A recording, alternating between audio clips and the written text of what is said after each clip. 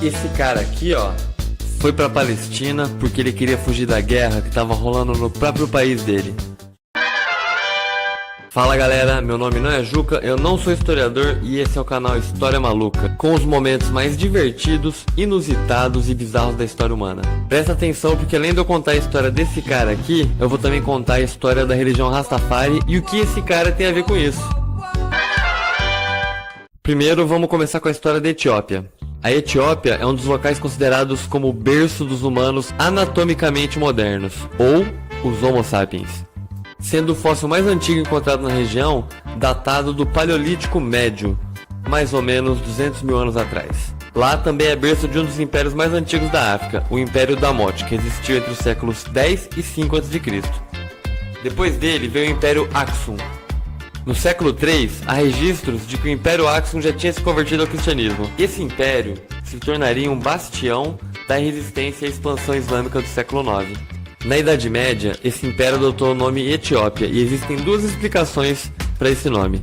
A primeira vem do grego Aitiópia, que significa rosto queimado ou vermelho-marrom, e era o termo que os gregos usavam desde a época de Homero para designar povos com tonalidades de pele diferente da deles. Com o tempo, o termo se associou muito com os povos do Maghreb, no norte da África. Depois, o termo começou a incluir regiões além do Saara, chegando até o Império de Aksum.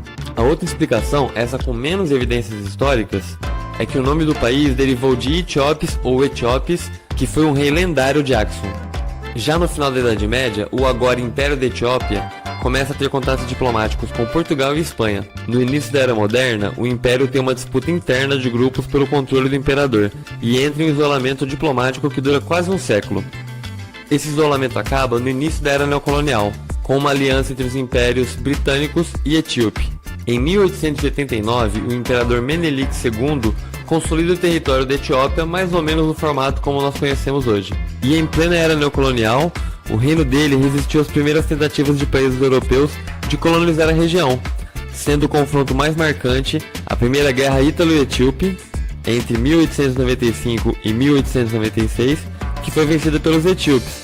Depois do confronto, a Etiópia adota na sua bandeira as cores do pan-africanismo, verde, amarelo e vermelho. O sucessor de Menelik foi Lige Yazу, que reinou por apenas 3 anos até ser deposto e substituído pela imperatriz Zewditu, em 1916. Nesse mesmo ano, Haile Selassie se tornou regente da imperatriz, se tornando o governador de fato do Império da Etiópia, iniciando então um grande processo de modernização do país. Após a morte dela, em 1930, Haile Selassie se tornou o novo imperador da Etiópia. Antes de continuar, eu preciso te contar a história do movimento Rastafari. O movimento Rastafari tem suas origens traçadas no século XIX, com 3 raízes principais. O movimento etíope, que foi uma dissidência religiosa das igrejas anglicana e metodista. Esse movimento tinha como principal objetivo evitar que a história da África fosse apagada por narrativas colonialistas. A segunda raiz é o Back to Africa, que foi um movimento político iniciado por brancos lá nos Estados Unidos que pregavam o retorno dos afro-americanos agora livres da escravidão para o continente africano, mas tudo isso sem perguntar qual a opinião dos afro-americanos sobre isso. Curioso, né? E o terceiro, e talvez o mais importante, é o ativista jamaicano Marcus Garvey. Ele tinha umas visões um pouco radicais sobre a questão africana, inclusive simpatizando um pouco com as ideias do Back to Africa. Marcus Garvey também foi responsável por espalhar a ideia de que surgiria um Messias africano no leste. E essa visão acabou se tornando uma espécie de profecia para os Rastafari, que era esse movimento cristão novo que surgia lá na Jamaica. Quando Haile Selassie foi coroado imperador na Etiópia em 1930, para os líderes e fiéis religiosos desse novo movimento, esse era o sinal de que ele era o prometido Messias. Haile, que em seu nome de batismo era conhecido como Lige Tafari Makonnen, ao ser coroado imperador, recebeu o título real de Ras. Logo, Haile Selassie é o Ras Tafari, e a sua vinda consolida não só as práticas religiosas, como o próprio nome do movimento, Rastafari. Curiosidade, a associação da religião com a cannabis é bem mais recente e foi popularizada principalmente pelo sucesso de músicos de reggae, que eram adeptos do rastafarismo. Ok, então voltando um pouco ali para a história da Etiópia, chega então a Segunda Guerra Ítalo-Etíope.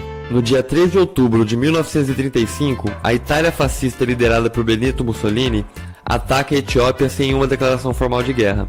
No dia 6 de outubro, o exército italiano toma Adwa, o que teve um valor simbólico para o espírito nacionalista do governo de Mussolini. Em 1896, uma amarga derrota consolidou o fim da Primeira Guerra Ítalo-Etíope, e foi nessa cidade. Esse era o momento da vingança. Poucos meses depois, o exército de Mussolini tinha conquistado os principais pontos estratégicos do país, fazendo com que no começo de maio, Haile Selassie tivesse que escapar de Addis Abeba antes da chegada das tropas italianas. O imperador etíope embarcou então em um navio britânico no país vizinho, a Somalilândia Francesa, que hoje corresponde ao território do Djibouti. Eles desembarcaram em Haifa e viajaram por terra até Jerusalém, que então era a capital do Mandato Britânico da Palestina, e onde a família real etíope mantinha residência. Jerusalém foi uma escolha também altamente simbólica. A dinastia solomônica, da qual Haile Selassie era parte, clamava ser descendente da casa de Davi, o lendário rei do anciente reino de Israel, no primeiro milênio a.C.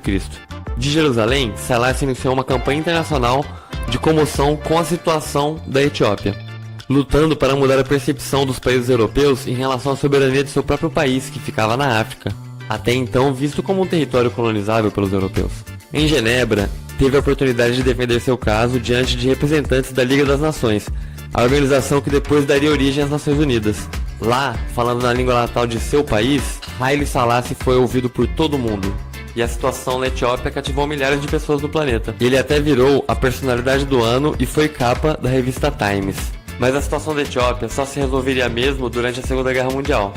Em 1941, Selassie retomou o território etíope com a campanha da África Oriental, onde teve apoio dos britânicos, belgas e franceses. Haile Selassie expulsou os italianos e o estandarte do Leão de Judá voltou a tremular na capital da Etiópia.